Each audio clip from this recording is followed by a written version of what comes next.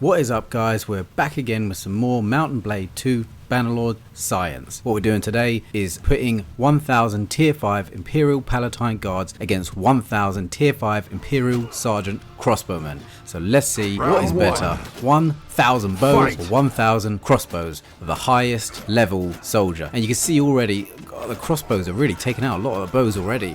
I think with the crossbows, they'll be much better at close range. I think they're just a bit more powerful than the bows. See, I've put the command down to charge for these bowmen, so they're just going to keep going forward and run right into the crossbowmen.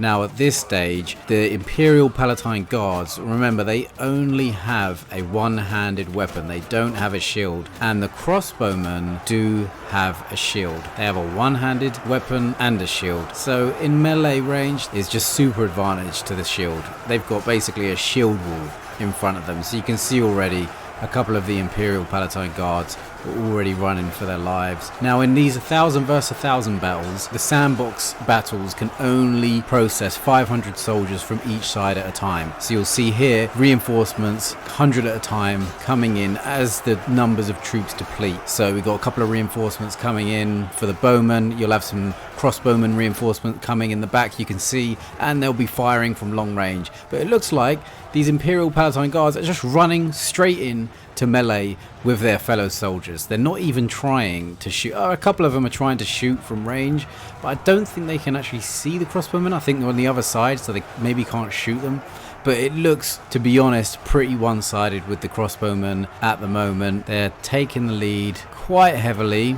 You still got some reinforcements coming in now from the Imperial Palatine guards.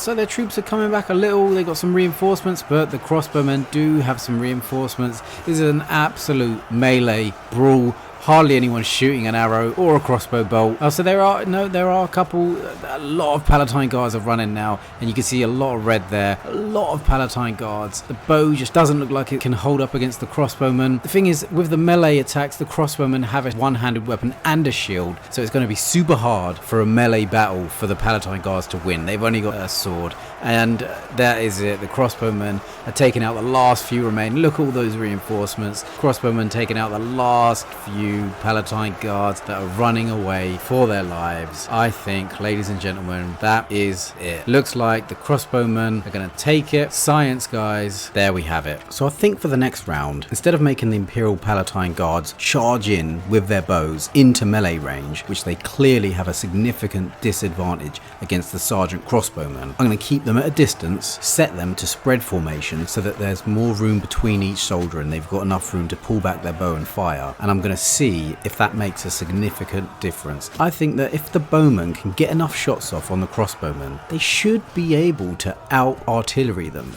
But I'm not sure. Let's jump into round 2 and find out whether formation and orders make a difference to this battle. 1000 versus 1000, archers versus bowmen. Let's go. Here we go. Round 2, 1000 Imperial Palatine guards versus 1000 tier 5 Imperial Sergeant crossbowmen. Now, like I said, what I've done this time is spread out my Imperial Palatine guards in a spread formation. What this does is create a lot more room in between each soldier so that they have more than enough room to pull back the bow and they don't have to worry about the bloke in front of them getting hit in the back of the head with a giant bow and arrow shot. So what should happen, hopefully, is as the Sergeant crossbowmen get closer, the bows could all start to unleash and hopefully, fingers crossed, give the bowmen a little bit more of an advantage. But you can see already the crossbowmen seem to have more range than the bowmen. Now I thought Mount & Blade 2 Bannerlord, the bowmen had a range advantage to crossbowmen, but it looks like the crossbowmen actually have quite a significant range advantage. You can see they are just pelting bolt after bolt into the arrowmen. So now the first line of bowmen are starting to fire. Yep, so they are starting to fire back now as the Sergeant crossbowmen creep forward. And you can see the AI is starting to realign where they're placed so they can get a better shot. But you can see already it's much better to not charge in with your bowmen. Keep them in a spread formation, then they can all get off their shots. I mean, not all of them. Some of the backliners still probably don't have enough room to fire. but you can see the whole front row firing their bows, and it looks like there's a lot of green. The bowmen are really doing some damage to the crossbowmen this time. And you see the crossbowmen have to walk forward, reload, and shoot a crossbow bolt, while the archers are literally just stood there, reloading and pelting arrows into the crossbowmen.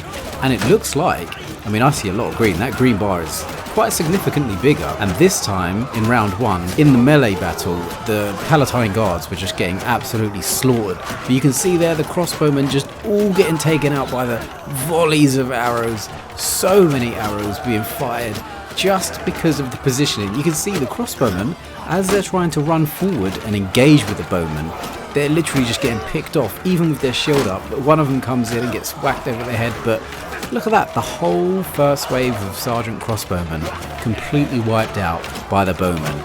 This just goes to show formation and orders make all the difference in Mount and Blade 2 Bannerlord. I'm not going to move them, I'm just going to leave them where they are. This strategy seems to be working a treat. I'm going to leave these bowmen where they are. Reinforcements are going to come in from behind. Like I said, 1,000 versus 1,000.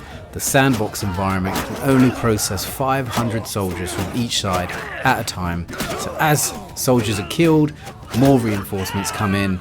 And you can see the crossbowmen still have a range advantage. You can look at all those red.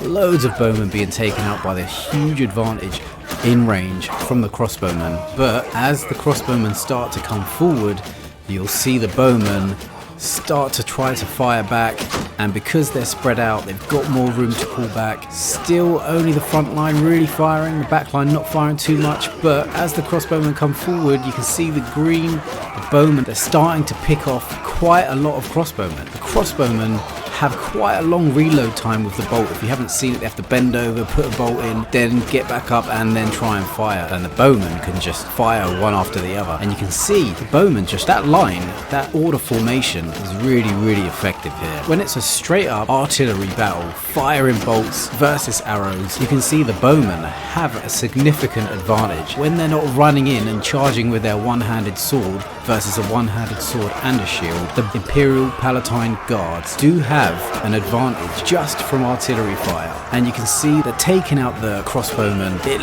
looks like, I mean, the advantage is clear. It's very clear to see here. The bowmen, there's a lot more bowmen now, and it looks like they're going to be able to take out the last. There's still probably about 100 Sergeant Crossbowmen left, but they're all ready. They're all firing. They're just pelting volleys of arrows at the crossbowmen, and it looks like I can't see how the crossbowmen can come back from this. There's just not enough numbers, and look at those bowmen firing all their arrows at the last remaining. They're just going to run, I think.